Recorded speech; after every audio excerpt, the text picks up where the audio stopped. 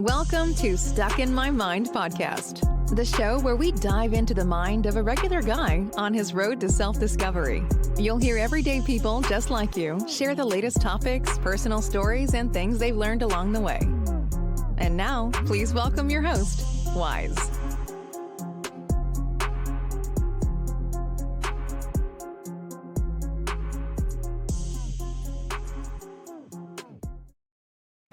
And welcome to another episode. I am your host, Wize, and I have a very special guest on the show. He's a children's book author. I can't wait to speak to him.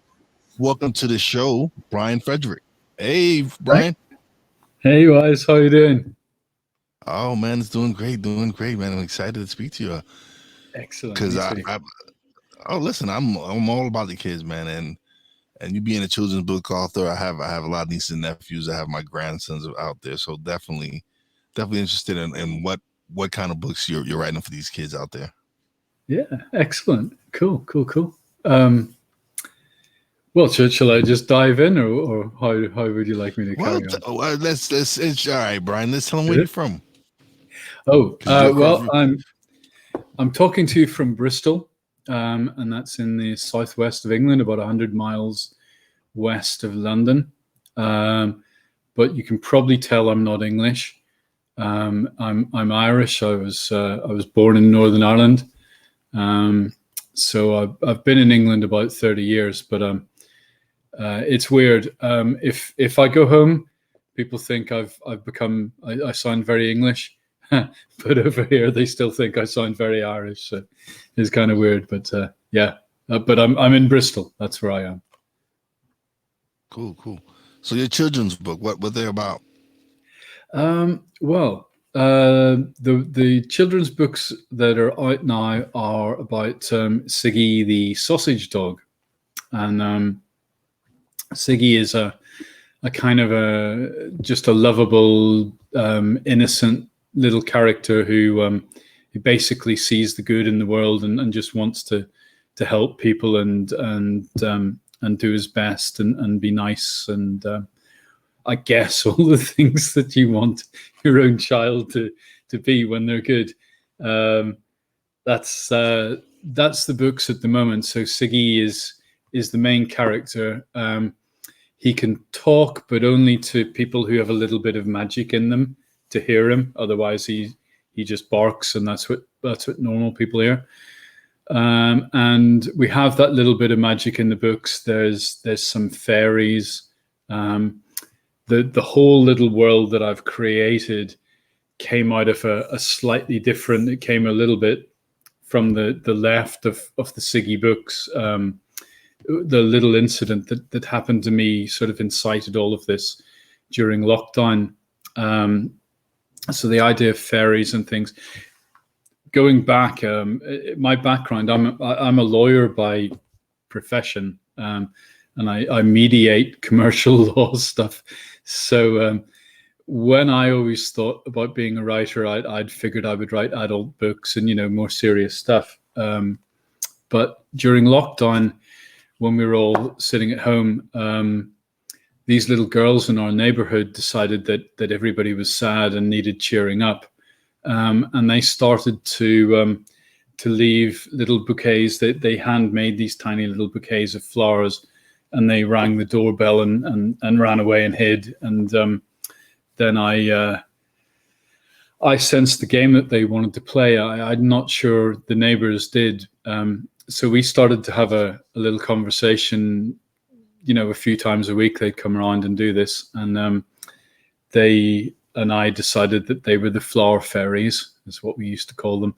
And I went out walking. We've got, if you could see that way, I've got some woods just behind the house, and so I went walking in the woods as everyone did, trying to keep your head together during lockdown. And I began to think about a story that involved the flower fairies. And I wrote that, and I got so far with it. And sometimes these things sort of come to a bit of an impasse. That's what happened to this book. But my main character is called Phyllis in that book. And I decided that she had this little sausage dog as her dog. And one day, basically, Siggy spoke to me, and we sort of decided we'd write his story instead when we were stuck. And then I wrote. I've written 5 or 6 of Siggy's stories now, although only one of them. Actually, I lie. Two of them are released. One is the main book, Siggy Loves Sausages, and the other is called When Siggy Met Phyllis. So I was trying to riff on When Harry Met Sally, and it was intended as a sort of a lead-in. So I intended it as a free book that I would have on my website, which it is. So if anyone thinks that this sounds interesting, they can get a free book on my website. But when I tried to give it away, a lot of people actually wanted to buy it as a real book. So I actually created it as a real book as well now. So I've got 2 books where I really only intended to have one. But we're starting to create the second book next week. And I'm not sure if there's time, but I have written a Christmas book. I don't know if there's time to create that and get it out in time for Christmas this year, but we'll see. Never know. Maybe just put it out there. Something might just surprise you. You never know. You never know. It's kind of a weird process. My illustrator lives in Bali, so just like us having the time difference where you're in the early afternoon and I'm in the early evening here. My illustrators, it's really weird. You'll be so used to this now, man, but I'm still getting used to being the wrong way around. So when I point where I think is right. So I still wouldn't know what direction you're in. Well, it would make a difference. See, I'm doing it again. I can't do it. The other way from you, about 8 hours, is my illustrator. So I have this weird thing where I have to juggle when I'm doing stuff with her. She's from Hungary, but she lives in Indonesia. So yeah, it's a great world we live in. The way that we're able to connect all over the place. No, you're absolutely right. I've had some great experience I've met some wonderful people from across the pond. And I've had recently released a couple of episodes. I released one with a guest of mine. She was in Italy. She was an amazing guest. I had a great time speaking to her. Gosh. And I've had people from India, from all over the world. I've had a couple people. I have someone from China, from Hong Kong, someone from Japan, and it's been amazing. Like the internet has its issues, it does, sure, but it also has its perks. It's made the world so much smaller that we can be able to interact with people across the world. That's definitely true. It's definitely true. I mean, it's an age of privilege, really, isn't it? That we were able to do this. Especially if you look back, it's not even. I mean, I'm not sure. You're younger than me, I think, Wize. But I was. You would be surprised. You would be surprised. I'm a '70s baby. Well, I was a '60s child for 26 hours. So really, I'm a '70s kid as well. But I like to say that until somebody pointed out that that makes me effectively. I've lived through this number of decades, and when I turned 50, just a year and a wee bit ago, somebody pointed out that I was now in my 7th decade, and then that sounded very bad. this little fingernail in the 60s has cost me a whole decade. Oh no. Yeah. Yeah. So, well, you remember then, we grew up in an age where the internet didn't exist and mobile phones didn't exist. And I mean, even computers really didn't exist. Nobody had personal computers or type things. No, just whoever, if you had money, you had a personal computer, not us poor folk. Us people that didn't have money, we didn't have personal computers. No. No, I mean, I wonder, that kids today, it sounds like makes me sound so old if I say that, but they just it's really weird, when you think about stuff like that, the way that you must appear to young people today talking like this, you sound exactly like your parents did. I don't know if you had this in your house, but when I was a kid, my parents had no idea how to use the VHS, and if they wanted to record something, program it, I'd have to do that because they just, what's this? You was the programmer. Yeah, you knew all that. Like Yeah, I'm the one who had to wire everything. Every time we got a VCR or something, I was the one who had to wire it and set up the surround sound, whatever it was that you needed to get done in your house. I was that person because, of course, your parents weren't tech savvy. They didn't understand this. They were just basic. They didn't know all these other it was different for them. It's just like how technology must be seen to certain people our age now when they try to deal with certain aspects of technology. Absolutely. I have I've sort of been coerced into getting onto social media because apparently as an author I need an author platform. So I've been trying to. I've stayed away from Twitter and Instagram, and those are probably old hat now, really, for lots of people. But oh well, Instagram is still big. I'm not. I've never been a Twitter guy, but I've actually built up my Instagram following. I've gotten a couple of ambassadorships because of my Instagram following. Excellent. So I've built that up, but. Yeah, you have to do social media. That's why I started doing video. I had a guest on a couple of weeks ago, and they were my brand specialist and strategist and all that. And when I told them, "Oh yeah, I don't do video," they're like, "What? No, boy, you need to do video." And I said, "Okay, record." And they go, "See, you're coachable. That's the first step. That you're coachable. You're able to do something when."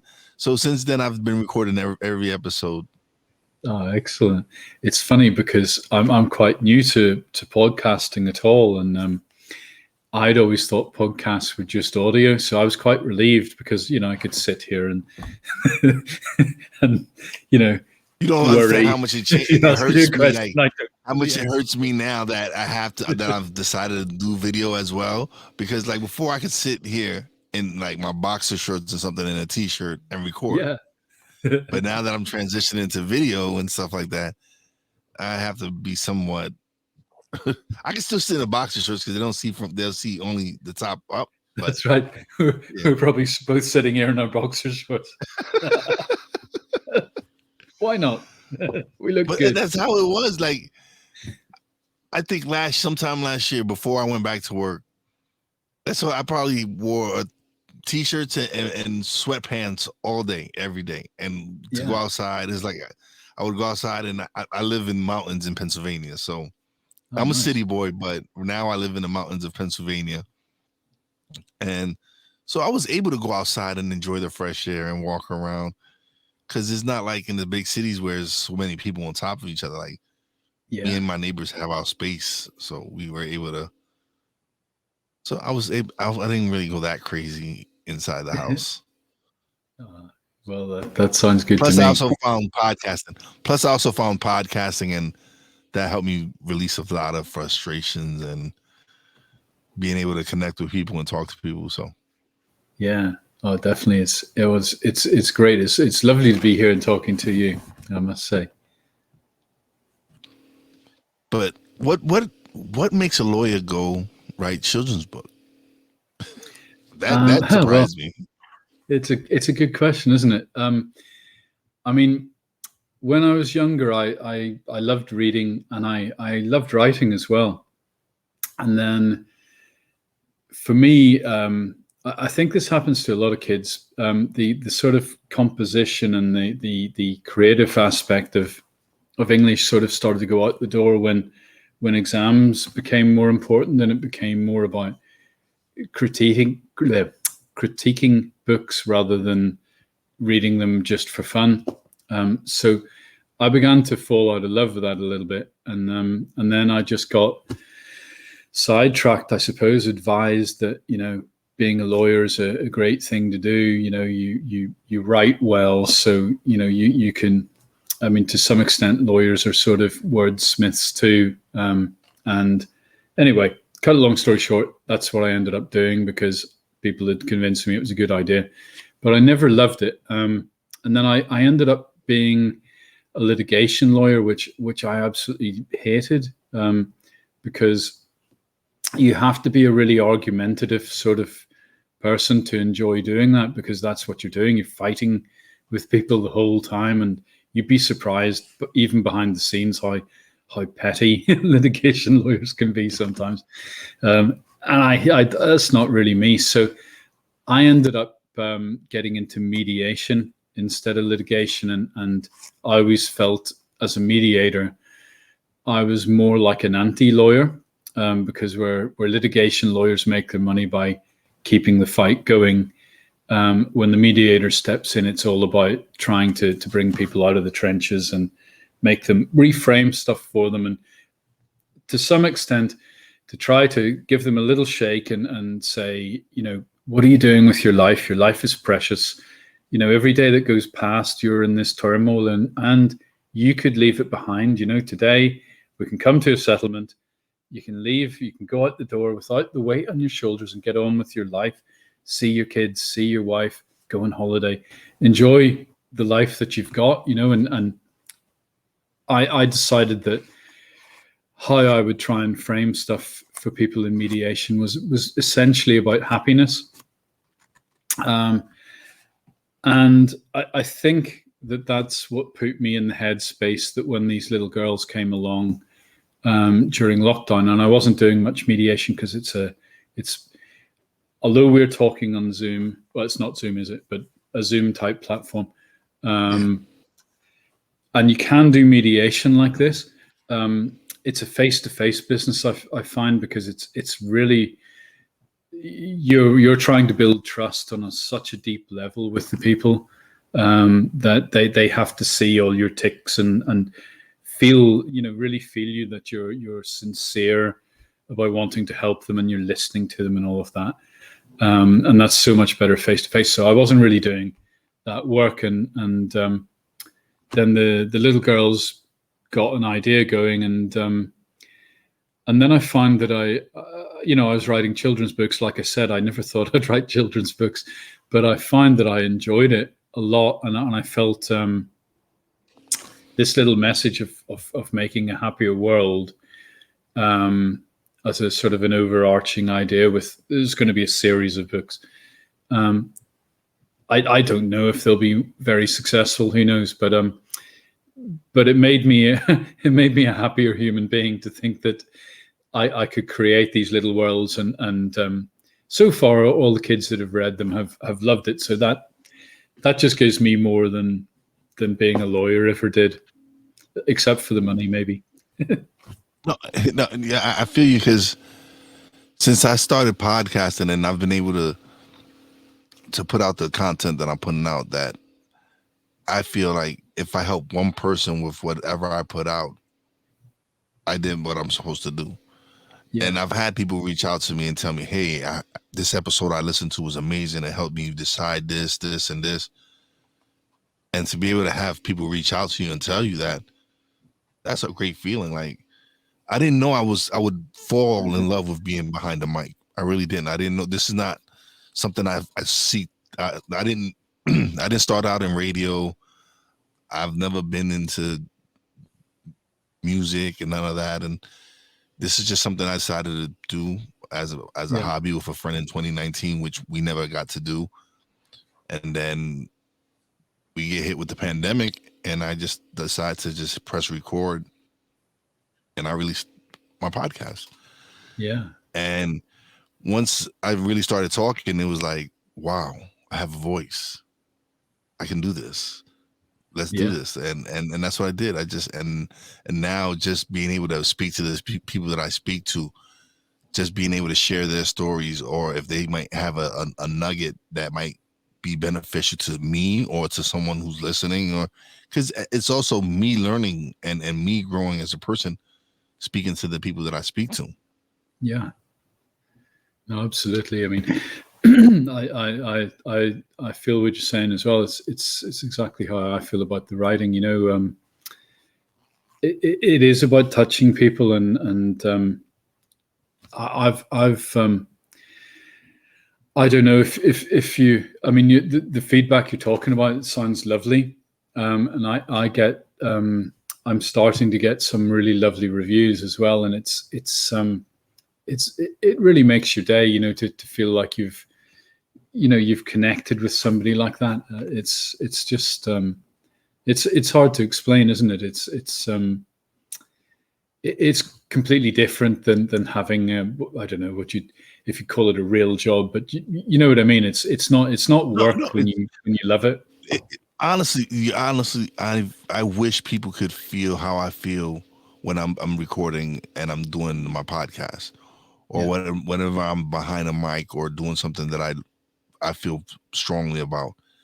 And like I've learned how to edit, I've learned how to promote, and people will be like, "Oh, that's so much work." I don't think of it as work. It's Yeah. me doing something I love. It's me promoting something I love.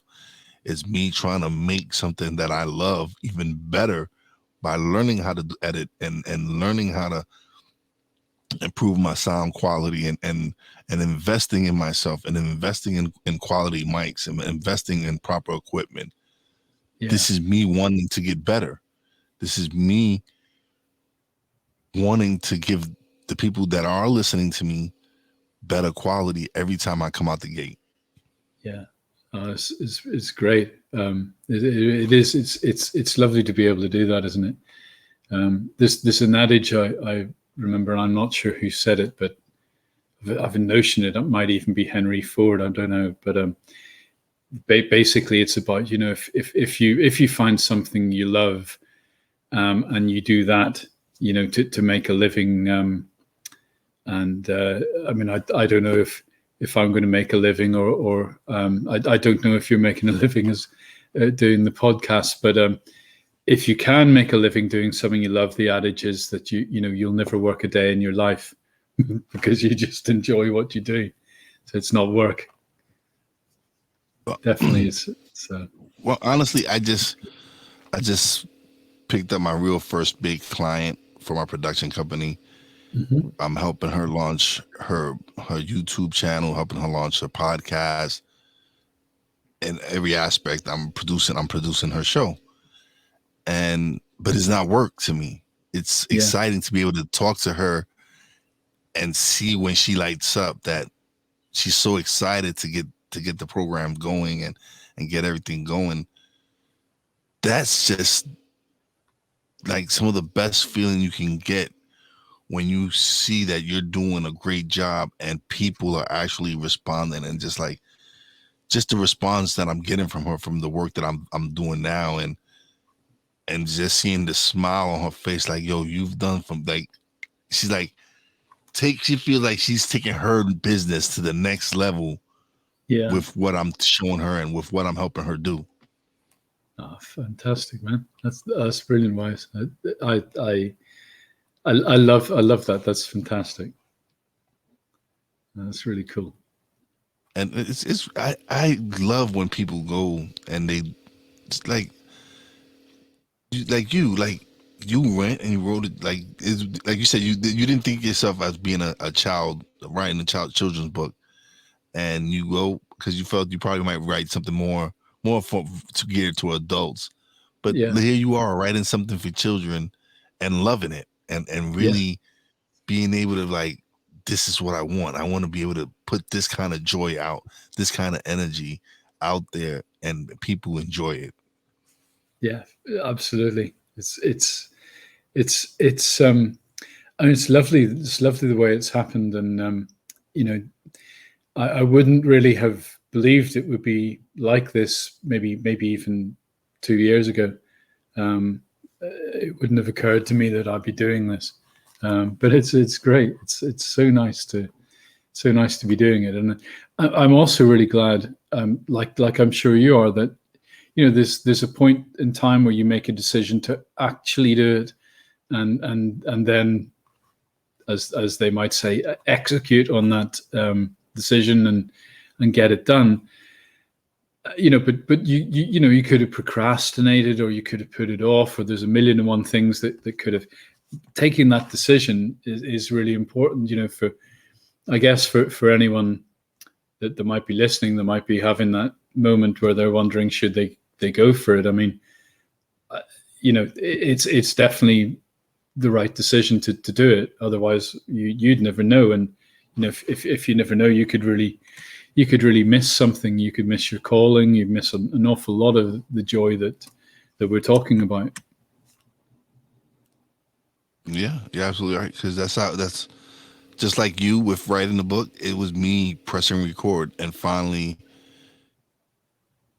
beating the self-doubt out of myself, because it was always, oh, who would want to listen to me? I sound horrible. Oh, my voice. Because I guess to yourself, you always sound horrible. Like a lot of people say, I don't like the way I sound. I love your voice. It's great. Thank you. I appreciate it. But thank you. But it's just that I just, once I started talking and being able to express myself and being able to hear other people's story, I was like, oh man, screw what the hell I was telling myself, man. I'm going to continue to do this. I love this. Definitely. It's I guess, maybe even when we're kids, we're kind of conditioned to do this thing or that thing, and it leads you into this life of doing whatever the right thing is. And I suppose it's trying to find your way back to the curiosity to do the thing that you want to do, the thing that you love, isn't it? It's funny that you say that, because I'm sure the same thing as the way it's here. It's probably the same over there. You're taught, go to school, get an education, get a job, work at this job for the rest of your life, and that's it. That's it. There's nothing else to it. Yeah. No, there's a lot more to it. You need to find your calling. You need to find what truly makes you happy. It's not all about going to find a job and working for someone. If that's your calling, then hey, that's fine. But find what you are meant to do. Find your happiness. Find what makes you happy. No, I absolutely believe that. Definitely. I mean, 110%. It's you get told exactly as you said, get a job, go to school, get a job, work away at this, and then you'll be able to retire, and then you can have fun. And it's like, well, is that a life? I mean, your precious life is, 3/4 of it. I want to enjoy it. I want to enjoy it stuff now. I want to be able to enjoy stuff while I'm still capable. Like, I want to be able to have fun now. Like, why wait till I'm 60, 70, 80 years old to retire? No, I need to enjoy my life now. Every second that I'm alive. I agree. 100%. Definitely. But this has been great, Brian. This is why I do this, man. I love speaking to people like you. But now it's time for you to plug away and let everybody know where they can find your book at, or where's your website, everything. Okay, cool. Well, as I said at the start, you can get a free book on my website, and that's at brianfrederickauthor.com.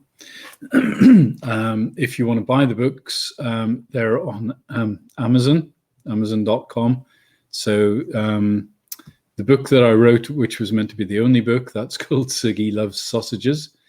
And then there's a little origin story called When Siggy Met Phyllis. That's on Amazon too, but the second one, When Siggy Met Phyllis, if you don't want to pay for it, you can get it for free on my website. Those are the two books. If you like either of those, I'm pretty sure I'll have another one out before the end of the year, and maybe even two if the fates align. You never know. Oh no, they're gonna align, man. I'm sure people are gonna love Siggy, and and you're gonna be forced to release those other Ziggy books. Hopefully, let's hope so. Excellent. But again, I appreciate you being on the show. It was great having you on, man. This is awesome. It's my absolute pleasure, Wize. Thank you so much for having me. I've really enjoyed talking to you. But don't leave yet. Let me do my shout outs and we'll talk a little bit after the show. Yes. All right. So now it's time for shout outs. Big shout out to my real Wize fam, Poppy J, Brandy J. Love you guys. Big shout out to the boss, Lady Fina. Love you, baby. I appreciate you. And as always, a big shout out to all the essential workers out there. God bless you. Be safe. You know how your boy Wize does it. Peace out. Thanks for listening. Listen on iTunes, Podbean, Spotify, and TuneIn. Find us on social media on Twitter at Wize_B_blunt, Instagram at Wize_B_blunt, and a Facebook fan page, www.facebook.com/Wize76. Check back soon for new episodes. Until next time, peace out.